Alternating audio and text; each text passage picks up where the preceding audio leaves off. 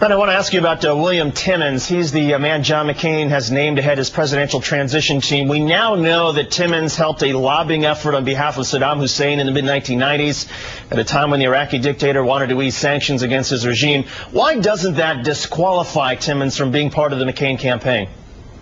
You know, I'm actually not too familiar with his history, but what I do know is that, you know, throughout our campaign, when we've talked about this a lot, we've had no associations with any lobbyist on our campaign, and I think that there's questionable associations with Barack Obama that needs to be addressed before we even get into discussing the transition. We need to make sure. Wait a second. So you have no association with Charlie Black? I mean, he's a lobbyist. He was apparently lobbying from the senator's bus.